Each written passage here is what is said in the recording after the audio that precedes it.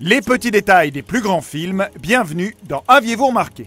On le sait tous, la fin d'Avengers Endgame a été éprouvante. Il a fallu dire adieu à Iron Man, Captain America, Black Widow ou encore Vision. Marvel enchaîne donc avec le film qui va offrir une conclusion à son épique Phase 3 avec Spider-Man Far From Home qui a la lourde tâche de succéder et conclure un enchaînement Infinity War Endgame intense et marquant. Le réalisateur Jon Watts rempile après avoir signé Homecoming et il décide cette fois de jouer avec les apparences. Voici pour vous les petits détails de Far From Home. Attention, spoiler. La bande-annonce nous vendait un Quentin Beck passé du côté des gentils, venu d'une terre parallèle afin de sauver la nôtre de créatures élémentaires. Comme Peter Parker, on s'est bien fait avoir. Il faut dire que Jon Watts s'est amusé à nous faire tourner en bourrique et il joue pour ça avec des références trompeuses cachées sur les plaques d'immatriculation des voitures. Le monstre de sable et de terre dès la séquence d'ouverture, les premiers chiffres de la plaque 463 font référence au Spider-Man 4 sorti en 1963 dans lequel Peter Parker affronte l'homme sable. Même chose à Venise avec la créature élémentaire faite d'eau. Dans un plan uniquement conservé dans la bande-annonce, ASM 212 est le numéro d'Amazing Spider-Man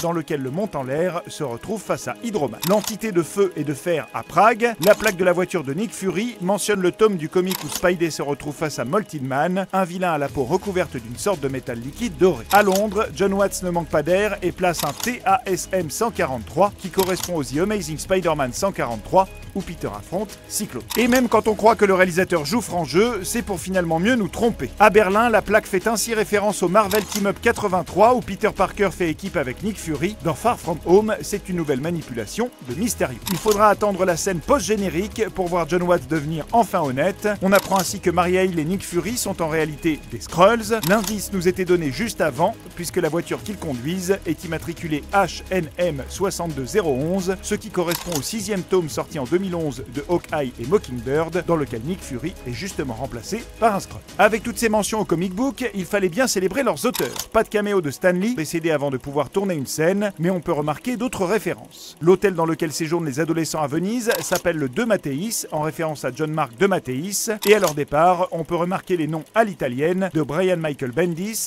Gene Conway et Dan Slott. Tous ont marqué d'une façon ou d'une autre l'histoire de Spider-Man. Pour résumer, Jon Watts s'est donc amusé, comme Mysterio, à jouer avec les apparences. Il a tout de même donné quelques micro-indices sur la vraie nature de Quentin Beck. À Venise par exemple, on peut remarquer Jake Gyllenhaal au second plan et juste après, c'est l'un de ses complices que l'on aperçoit sur le passage de Peter et MJ, il fallait être attentif. Mysterio est donc bien le vilain tel qu'on le connaît dans les comic books. On ne sait pas encore qui sera le prochain méchant du 3e Spider-Man, mais Jon Watts a peut-être glissé des indices. À Venise, les recherches des adolescents après l'attaque du monstre d'eau font mention de Maurice Bench, l'incarnation d'Hydro-Man dans les comics, et le chauffeur du car qui va emmener la classe de Peter s'appelle Dimitri Smerdiakov, qui n'est autre que le caméléon. Mais si Far From Home donne peut-être avoir un bout du futur, il n'oublie pas qu'il s'inscrit dans l'après-Endgame, soit un monde qui a perdu Iron Man et ne manque pas de le célébrer. Pour Peter, c'est une nouvelle perte tragique et l'adolescent a bien du mal à s'en remettre. On se rappelle toutefois que les Spider-Man de l'ère Marvel n'ont jamais mis en scène la mort de l'oncle Ben, mais on retrouve néanmoins une mention, ses initiales pour Benjamin Franklin Peter,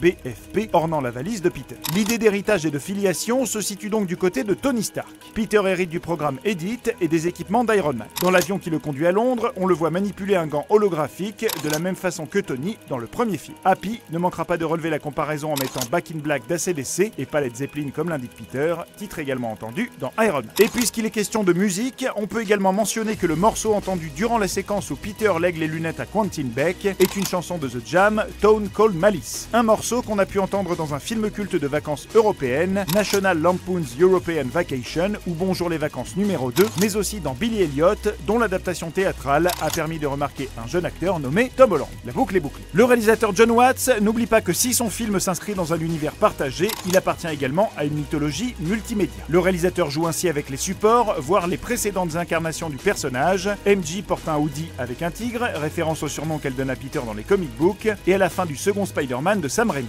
Autre mention à la première trilogie avec cette vieille affiche pour l'annonce d'un match de catch, Crusher Hogan est le nom du catcheur qu'affronte Peter dans les comics, et juste en dessous, on peut deviner Bonzo, surnom de celui qu'affronte Tobey Maguire dans le tout premier Spider-Man. Dans l'avion de Tony Stark, parmi les différents costumes proposés, on pourra reconnaître à droite la MK2 Spider Armor qu'il conçoit après la perte de ses Spider-Sense, et à gauche, c'est le modèle que l'on retrouve dans le jeu récemment sorti sur PS4. On notera également une autre référence vidéoludique à la fin du film, alors qu'il se balade de toile en toile entre les buildings new-yorkais, puisqu'on y trouve aussi un mode selfie. C'est aussi à New York que l'on pourra voir que l'ancienne tour des Avengers s'est refait une beauté et possède donc un nouveau propriétaire, que Marvel tease sur sa future phase 4, et qu'enfin on peut remarquer une dernière référence à la trilogie de Sam Raimi, en donnant le rôle de J. Jonah Jameson à J.K. Simmons, mais ça bien sûr, vous l'aviez remarqué. Non ?